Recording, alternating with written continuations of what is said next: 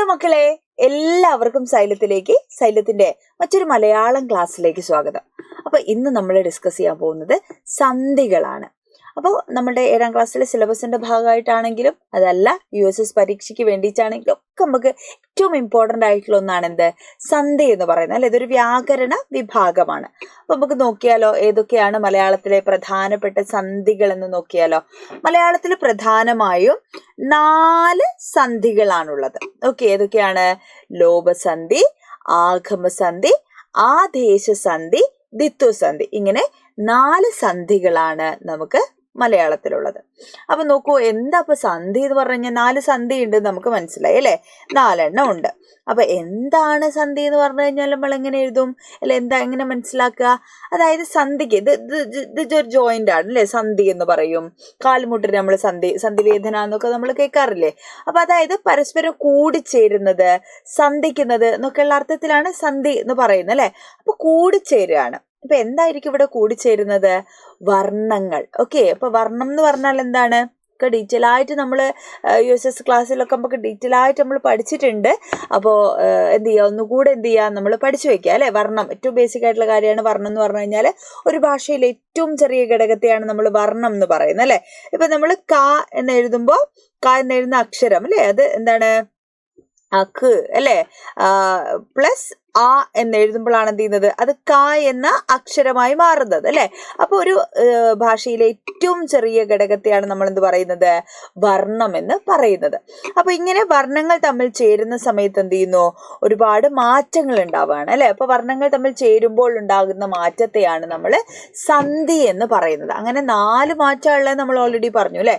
ലോപസന്ധി, ആഗമസന്ധി, ആദേശസന്ധി, എന്താണ് ദ്വിത്വസന്ധി. അപ്പൊ ഇനി ആദ്യം നമ്മൾ നോക്കുന്നത് ആഗമസന്ധിയാണ്. ഏതാണ്? ലോപസന്ധി നോക്കാം അല്ലെ, വേണ്ട ആഗമസന്ധി തന്നെ നോക്കാം അല്ലെ. ആദ്യം നമ്മൾ നോക്കുന്നത് ആഗമസന്ധിയാണ്. ഓക്കെ, എന്താണ് ആഗമസന്ധി എന്നാണ് നമ്മൾ നോക്കാൻ പോകുന്നത്. അപ്പോൾ 2 വർണ്ണങ്ങൾ തമ്മിൽ ചേരുമ്പോൾ പുതുതായി ഒരു വർണ്ണം വരുന്നതിനെയാണ് നമ്മൾ എന്ത് പറയുന്നത്? ആഗമസന്ധി. ആഗമിക്കുക, നമ്മളിപ്പോ എയർപോർട്ടിലൊക്കെ നമ്മൾ കാണാറില്ലേ, അങ്ങനെ വരുന്ന ആളുകൾ എന്താണ് ആഗമിക്കുക, വരുന്ന സ്ഥലത്തെയാണ് അല്ലെ ആഗമനം എന്ന് എഴുതി വെച്ച് നമ്മൾ കാണാറില്ലേ. അപ്പൊ അതേപോലെ 2 വർണ്ണങ്ങൾ തമ്മിൽ ചേരുമ്പോൾ, വർണ്ണം എന്താന്ന് നമ്മൾ പഠിച്ചു അല്ലെ. അങ്ങനെ 2 വർണ്ണങ്ങൾ തമ്മിൽ ചേരുമ്പോൾ ഒരു വർണ്ണം എന്ത് ചെയ്യണു, ഇരട്ടിക്കുകയാണ്, ആഗമിക്കുകയാണ്. അതിനെയാണ് നമ്മൾ ആഗമസന്ധി എന്ന് പറയുക. 2 വർണ്ണങ്ങൾ തമ്മിൽ ചേരുമ്പോൾ ഒരു വർണ്ണം ആഗമിക്കുന്നു അല്ലെ, പുതുതായിട്ടൊരു വർണ്ണം വരുന്നു. അതിപ്പോ എങ്ങനെയാ പുതുതായിട്ടൊരു വർണ്ണം വരിക എന്നൊക്കെ നിങ്ങൾക്ക് സംശയം ഉണ്ടാവും സ്വാഭാവികമായിട്ടും. അപ്പൊ നോക്കിക്കോളൂ, നിങ്ങള് സിമ്പിൾ ആയിട്ടുള്ളൊരു വാക്ക് നമുക്ക് നോക്കാം. തിരുവോണം അല്ലെ. നമ്മൾ എല്ലാവരും തിരുവോണം എന്ന് എഴുതാറുണ്ട്. ഓക്കെ, അപ്പൊ ഇതാണ് തിരുവോണം എന്ന് എഴുതുക അല്ലെ. ഇങ്ങനെയാണ് എഴുതുക. അതെങ്ങനെ നമ്മളിത് പിരിച്ചെഴുതി നോക്കിയേ? തിരുവോണം അല്ലെ. എങ്ങനെയാണ് തിരുവോണം പിരിച്ചെഴുതുക? തിരു അധികം ഓണമാണ് അല്ലടാ, തിരു ഓണം. ഇതിലെവിടെയെങ്കിലും നമ്മൾ വാ കാണുന്നുണ്ടോ? വകാരം നമ്മൾ കാണുന്നുണ്ടോ? ഇല്ല അല്ലേ. അപ്പൊ നമ്മൾ പക്ഷെ കൂട്ടിയിടുന്ന സമയത്ത് തിരുവോണം എന്നാണ് പറയണേ. നമ്മൾ തിരു ഓണം എന്നല്ലേ പറയണ്ടേ അങ്ങനെയാണെങ്കിൽ അല്ലേ. അപ്പൊ അതുകൊണ്ടാണ് ടീച്ചർ പറഞ്ഞത് എന്ത്, 2 വർണ്ണങ്ങൾ തമ്മിൽ ചേരുമ്പോൾ എന്ത് ചെയ്യുന്നു, പുതുതായി ഒരു വർണ്ണം വരികയാണ്. ആരാണ് ഇവിടെ പുതുതായി വന്ന ആള്? നമ്മളുടെ വകാരമാണ് അല്ലെ. തിരു അധികം ഓണം എന്നുള്ളത് നമ്മൾ കൂട്ടി എഴുതുമ്പോൾ എങ്ങനെ എഴുതുക? തിരുവോണം അല്ലെ. അപ്പൊ ഇവിടെ ഒന്നുമില്ലാതെ പുതുതായി വന്നൊരു വർണ്ണമാണ് ഇത് വകാരം എന്ന് പറയുന്നത് അല്ലെ. അപ്പൊ ഇങ്ങനെ 2 വർണ്ണങ്ങൾ തമ്മിൽ ചേരുമ്പോൾ പുതുതായി ഒരു വർണ്ണം വരുന്നതിനെ നമ്മൾ ആഗമസന്ധി എന്ന് പറയുന്നു. മറ്റൊരു ഉദാഹരണം നോക്കൂ നിങ്ങള്. കുഴിയാന അല്ലെ. കുഴി അധികം ആനയാണ് എന്ത്, കുഴിയാന. അപ്പൊ ഇവിടെ ഏത് വർണ്ണമാണ് ഇരട്ടിച്ചത്? നിങ്ങൾ എന്നെ പറയുന്നുണ്ടോ? കമന്റ് ചെയ്യണം അല്ലെ. ഏത് വർണ്ണമാണ് ഇവിടെ ഇരട്ടിച്ചല്ല, പുതുതായിട്ട് വന്നത് ഏതാണ്? എനിക്ക് എവിടെ നിന്നാണ് ഇരട്ടിപ്പ് കയറിയെന്നറിയില്ല. ഓക്കെ, ഏത് വർണ്ണമാണ് പുതുതായിട്ട് വന്നത് നോക്കൂ നിങ്ങള്. കുഴി അധികം ആന. നമ്മൾ കുഴിയാന എന്നല്ല പറയാം, നമ്മൾ കുഴിയാന എന്നാ പറയുന്നത് അല്ലെ. അപ്പൊ ഈ കാരമാണ് ഇവിടെ പുതുതായി വന്നിട്ടുള്ളത്. അതേപോലെ മറ്റൊന്നെന്താണ്? ഇപ്പൊ തിരുവോണം നമ്മൾ പഠിച്ചു, തിരുവാതിര അല്ലെ. തിരു അധികം ആതിരയാണ് എന്തടാ, തിരുവാതിര. ഓക്കെ, അപ്പൊ നോക്കൂ, നമ്മൾ നേരത്തെ തിരുവോണത്തിൽ പറഞ്ഞ പോലെ തന്നെ ഇവിടെ വകാരം വായാണ് എന്ത് ചെയ്തിരിക്കുന്നത് വന്നത്, തിരുവാതിര അല്ലെ, തിരുവാതിരയാണ്, തിരുവാതിര നമ്മൾ പറയില്ല, നമ്മൾ തിരുവാതിര എന്നല്ലേ പറയുള്ളൂ അല്ലെ. അപ്പൊ രണ്ട് വർണ്ണങ്ങൾ തമ്മിൽ ചേരുമ്പോൾ പുതുതായി ഒരു വർണ്ണം വരുന്നതിന് നമ്മൾ എന്തു പറയും, ആഗമസന്ധി എന്ന് പറയും. ഓക്കെ ആണോ, ക്ലിയർ ആണോ, സന്ധി മനസ്സിലായോ, ആഗമസന്ധി മനസ്സിലായോ? യെസ്. അടുത്ത നമുക്ക് എന്ത് ചെയ്യാം, ഇനി ലോപസന്ധി നോക്കാം. എന്താണ് ലോപസന്ധി?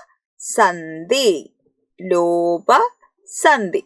അപ്പൊ ലോപിക്കുക എന്ന് പറഞ്ഞു കഴിഞ്ഞാൽ എന്താണ്, ഇല്ലാതായി പോവുക എന്നാണ് ലോപിക്കുക എന്നുള്ള വാക്കിന്റെ അർത്ഥം. നോക്കൂ, അപ്പൊ നമ്മൾ എന്താണ് ഇവിടെ ഉത്തരം വെച്ചേ, എങ്ങനെയാണ് അത് വിശദീകരിക്കേണ്ടത് നോക്കൂ നിങ്ങള്. രണ്ട് വർണ്ണങ്ങൾ തമ്മിൽ ചേരുമ്പോൾ ഒരു വർണ്ണം പുതുതായിട്ട് വരുന്നതിന് നമ്മൾ എന്ത് പഠിച്ചു, ആഗമസന്ധി പഠിച്ചു, പുതുതായിട്ട് വരുന്നത്. അപ്പൊ ലോപിക്കുക എന്ന് വെച്ച് കഴിഞ്ഞാൽ ഇല്ലാണ്ടായി പോവുക എന്നാണ് ടീച്ചർ പറഞ്ഞു അല്ലെ. അപ്പൊ രണ്ട് വർണ്ണങ്ങൾ തമ്മിൽ ചേരുമ്പോൾ ഇതിൽ ഒരു വർണ്ണം എന്ത് ചെയ്യുന്നു, ഇല്ലാതായി പോകുന്നതിനെയാണ് നമ്മൾ എന്ത് പറയുന്നത്, ലോപസന്ധി എന്ന് പറയുന്നത്. അപ്പൊ നോക്കൂ നിങ്ങള്, ഏതൊക്കെയാണ്, ഇപ്പൊ നമ്മൾ എന്താണ്, തണുപ്പുണ്ട്. ഓക്കെ, നമ്മൾ തണുപ്പുണ്ട് എന്ന് പറയാണ് അല്ലെ, തണുപ്പുണ്ട്. അതെങ്ങനെ പിരിച്ചെഴുതുക, തണുപ്പ് അധികം, ഈ പ്ലസിനെയാണ് കേട്ടോ ടീച്ചർ അധികം എന്ന് പറയണേ. ഓക്കെ, തണുപ്പ് അധികം ഉണ്ട് ആണല്ലോ തണുപ്പുണ്ട് ആവുന്നത്.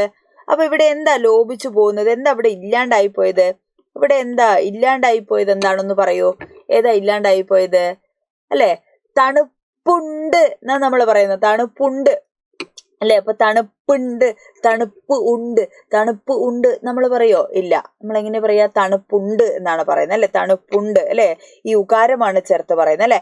അപ്പൊ ഇവിടെ ആരാണ് ഇല്ലാണ്ടായി പോയത്, ലോപിച്ചു പോയത്, പ് അല്ലെ, നമ്മളുടെ ചന്ദ്രക്കല.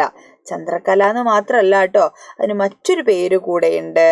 ചന്ദ്രക്കലയ്ക്ക് നമ്മൾ പറയുന്ന മറ്റൊരു പേരാണടാ എന്ത്, സംവൃതോകാരം. എന്തുകാരം, സംവൃതോകാരം. ഇത് അടിപൊളി പേരാ അല്ലെ, പേര് കേട്ടിട്ടൊന്നും നിങ്ങൾ പേടിക്കണ്ട. അപ്പൊ ഈ ചന്ദ്രക്കലയാണ് നമ്മൾ സംവൃതോകാരം എന്ന് പറയുന്നത്. അപ്പൊ രണ്ട് വർണ്ണങ്ങൾ തമ്മിൽ ചേരുമ്പോൾ ഒരു വർണ്ണം അല്ലെ, ഈ സംവൃതോകാരമാണ് എന്ത് ചെയ്യുന്നത്, ലോപിച്ചു പോകുന്നത്. തണുപ്പുണ്ട് എന്നല്ല, നമ്മൾ തണുപ്പ് ഉണ്ട് എന്നാ പറയുന്നത് അല്ലെ, ഈ ഉകാരമാണ് നമ്മൾ ചേർത്ത് പറയുന്നത്. ഒരു ഉദാഹരണം കൂടെ നോക്കാം നമുക്ക്. എന്താണ് നമ്മൾ എഴുതുക, ഇരുമ്പ് അഴി അല്ലെ, ഇരുമ്പഴി അല്ലെ. അതെങ്ങനെ നമ്മൾ പിരിച്ചെഴുതുക, ഇരുമ്പ് അധികം അഴിയാണ്. അപ്പൊ വീണ്ടും അതേ സാധനം തന്നെയാണ് ഇവിടെ സംഭവിക്കുന്നത്. സംവൃതോകാരം എന്ത് ചെയ്യുന്നു, ലോപിച്ച് പോകുന്നു. വരുന്നില്ല, വരുന്നു അധികം ഇല്ല അല്ലെ, വരുന്നില്ല എന്നാവണം, അവിടെ ഉകാരം വരുന്നു, ഉകാരം എന്ത് ചെയ്യുന്നു, ലോപിച്ചു പോകുന്നു. അപ്പൊ ഇങ്ങനെ രണ്ട് വർണ്ണങ്ങൾ തമ്മിൽ ചേരുമ്പോൾ ഒരു വർണ്ണം ലോപിച്ചു പോവാ, ഇല്ലാണ്ടായി പോകുന്നതിന് എന്ത് ചെയ്യാണ്, നമ്മൾ എന്ത് പറയുന്നു, ലോപസന്ധി എന്ന് പറയുന്നു. സിമ്പിൾ അല്ലേ, മനസ്സിലായില്ലേ? അടുത്ത നോക്കൂ, അടുത്ത ഏതാണ്, നമുക്ക് ആദേശ സന്ധിയാണ് ഇനി നോക്കേണ്ടത് അല്ലെ. അപ്പൊ നമ്മള് ലോപസന്ധിയിൽ എന്ത് പഠിച്ചു, രണ്ട് വർണ്ണങ്ങൾ തമ്മിൽ ചേരുമ്പോൾ ഒരു വർണ്ണം ലോപിച്ചു പോകുന്ന ലോപസന്ധി, രണ്ട് വർണ്ണങ്ങൾ തമ്മിൽ ചേരുമ്പോൾ പുതുതായിട്ട് ഒരു വർണ്ണം വരുന്നത് ആഗമസന്ധി. ഇത് രണ്ടും എവിടെ സംഭവിക്കുന്നുണ്ട്, ആഗമസന്ധി അല്ലെ. ഇത് ഈ രണ്ടും എവിടെ സംഭവിക്കുന്നുണ്ട്, ആദേശ സന്ധിയിൽ സംഭവിക്കുന്നു. ഓക്കെ, അപ്പൊ എന്താണ് ആദേശസന്ധി എന്ന് പറഞ്ഞു കഴിഞ്ഞാല്, രണ്ട് വർണ്ണങ്ങൾ തമ്മിൽ ചേരുമ്പോൾ പുതുതായി ഒരു വർണ്ണം വരികയും ഒരു വർണ്ണം പോവുകയും ചെയ്യുന്നതിനെയാണ് നമ്മൾ ആദേശസന്ധി എന്ന് പറയുന്നത്. സിമ്പിൾ അല്ലേ? ഇനി ഒരു ഉദാഹരണം നമ്മൾ ഏത് നോക്കും അല്ലെ, നമുക്ക് വിണ്ഡലം നോക്കാം അല്ലെ. വിണ്ഡലം എന്നുള്ള പദം അല്ലെ, എങ്ങനെ നമ്മൾ പിരിച്ചെഴുതുക, വിൺ അധികം തലമാണ്, വിൺ അധികം തലം ആണ് വിണ്ഡലം. അങ്ങനെയാണ് പിരിച്ചെഴുതുക, വിൺ അധികം തലമാണ് വിണ്ഡലം എന്ന് എഴുതുക. അപ്പൊ നിങ്ങൾ നോക്കൂ, ഒരു വർണ്ണം പോയി ഒരു വർണ്ണം വരുന്നു എന്നല്ലേ ടീച്ചർ പറഞ്ഞത് അല്ലെ. അപ്പൊ ഇവിടെ ഏതാ പോകുന്നത്, ഇണ്ണാണോ തായാണോ പോകുന്നത്, ഏതാ പോകുന്നത് അല്ലെ, ഏതാ പോകുന്നത്, വിണ്ഡലം. വിണ്ഡലത്തിൽ തായുണ്ടോ, ഇല്ല അല്ലെ. അപ്പൊ ഇവിടെ എന്താ സംഭവിക്കുന്നത്, താ പോയി ആര് വരുന്നു, ആര് വരികയാണ്, ടാ വരികയാണ്. ഓക്കെ, താ പോയിട്ട് ടാ വരികയാണ്. അപ്പൊ ഇണ്ണിന്റെ കൂടെ ടാ ചേരുമ്പോൾ എന്ത് ചെയ്യുന്നു, ഉണ്ടായി മാറാണ് അല്ലെ, വിണ്ഡലം.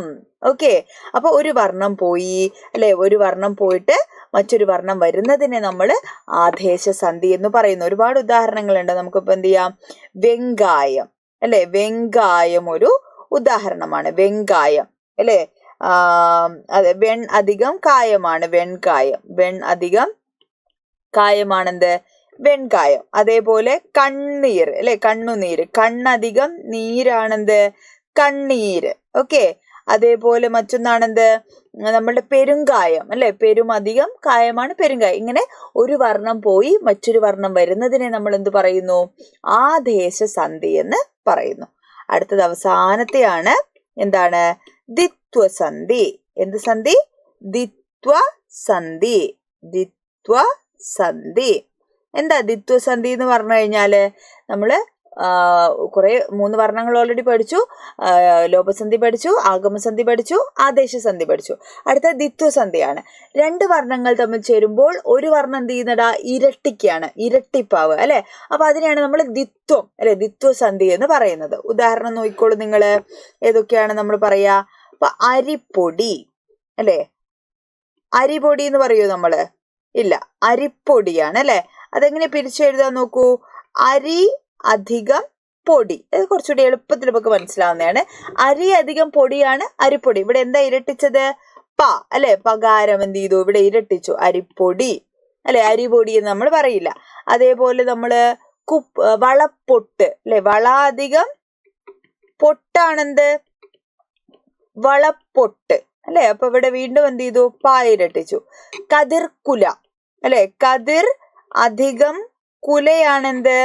കതിർക്കുല അല്ലെ, കതിർക്കുല. അപ്പൊ ഇവിടെ ക എന്ത് ചെയ്തു? ഇരട്ടിച്ചു. അപ്പൊ ഇങ്ങനെ 2 വർണ്ണങ്ങൾ തമ്മിൽ ചേരുമ്പോൾ ഒരു വർണ്ണം ഇരട്ടിക്കുന്നതിനെ ദ്വിത്വസന്ധി എന്ന് പറയുന്നു. 2 വർണ്ണങ്ങൾ തമ്മിൽ ചേരുമ്പോൾ ഒരു വർണ്ണം പോവുകയും ഒരു വർണ്ണം വരികയും ചെയ്യുന്നതിനെ ആദേശസന്ധി എന്ന് പറയുന്നു. 2 വർണ്ണങ്ങൾ തമ്മിൽ ചേരുമ്പോൾ ഒരു വർണ്ണം പുതുതായി വരുന്നതിനെ ആഗമസന്ധി എന്ന് പറയുന്നു. 2 വർണ്ണങ്ങൾ ചേരുമ്പോൾ ഒരു വർണ്ണം ലോപിച്ചു പോകുന്നതിനെ ലോപസന്ധി എന്നും പറയുന്നു. അപ്പൊ ഇങ്ങനെ എഴുതി നോക്കുന്ന സമയത്ത് എന്ത് ചെയ്യാൻ പറ്റുന്നു? പെട്ടെന്ന് നമുക്ക് സന്ധി നിർണ്ണയിക്കാനും മനസ്സിലാക്കാനും ഒക്കെ പറ്റും. ചിലപ്പോൾ കൂട്ടത്തിൽ പെടാത്തത് അല്ലെ, പ്രത്യേകത എന്ത്, അപ്പൊ അങ്ങനെയൊക്കെ ആയിരിക്കും ചിലപ്പോൾ നമ്മളോട് ചോദിക്കുക. അപ്പൊ അത് എന്ത് ചെയ്യണം? നമ്മൾ എഴുതി നോക്കണം. എന്താണ് അത് തമ്മിലുള്ള വ്യത്യാസം, വ്യത്യാസമായത് ഏതെന്ന് ചിലപ്പോൾ ചോദിക്കാം അല്ലെ. അപ്പൊ 3 ദ്വിത്വസന്ധി തന്നിട്ട് ഒരു ലോപസന്ധി തരുന്ന സമയത്ത് അതിന്റെ വ്യത്യാസം കാണാൻ എന്താണ്? കണ്ടാൽ തന്നെ നമുക്ക് നന്നായി പഠിച്ചു കഴിഞ്ഞാൽ കണ്ടാൽ തന്നെ മനസ്സിലാവും. ചെറിയ കൺഫ്യൂഷൻ ഉണ്ടെങ്കിൽ എന്ത് ചെയ്യണം? എന്താണെങ്കിലും നമുക്ക് കണ്ടാൽ മനസ്സിലായാൽ പോലും എന്ത് ചെയ്യണം? ഒന്ന് എഴുതി നോക്കണം. അത് ഏത് നിയമപ്രകാരം ഏതാണ് വരുന്നതെന്ന് എന്ത് ചെയ്യാം? ഒന്ന് ആലോചിച്ച് നമ്മൾ ഉറപ്പിക്കുക ഉത്തരം ഏതാന്നുള്ളത് കേട്ടോ. അപ്പൊ ക്ലിയർ ആയോ മക്കൾക്ക്? മനസ്സിലായോ? അപ്പൊ ഇതേപോലെ നമുക്ക് എന്ത് ചെയ്യണം? വേഗം, ഇനി വളരെ കുറച്ച് ദിവസങ്ങളെ നമ്മളുടെ പരീക്ഷയ്ക്കൊക്കെ ബാക്കിയുള്ളൂ അല്ലെ. അപ്പൊ അടിപൊളിയായിട്ട് എന്ത് ചെയ്യണം? നമുക്ക് പഠിക്കേണ്ടതുണ്ട്. USS പരീക്ഷ നമുക്ക് തകർത്ത് സൂപ്പറാക്കി നമുക്ക് എഴുതേണ്ടതുണ്ട്. അപ്പൊ ഇനി എന്തൊക്കെ ഈ ഗ്രാമർ ഭാഗത്ത് നിന്ന് എന്തെങ്കിലുമൊക്കെ ഇതേപോലെ വീഡിയോസ് മക്കൾക്ക് വേണമെങ്കിൽ എന്ത് ചെയ്യുക? മക്കൾ കമന്റ് ചെയ്യാം കേട്ടോ. ബാക്കിയുള്ള കാര്യങ്ങളൊക്കെ നമുക്ക് ലൈവുകളിലും ക്ലാസ്സുകളിലും ഒക്കെ ആയിട്ട് നമുക്ക് അടിപൊളിയായിട്ട് നമുക്ക് പഠിക്കണം. മക്കളെല്ലാവരും ഹാപ്പി ആയിട്ടിരിക്കുക, അടിപൊളിയായിട്ട് പഠിക്കുക. All the best.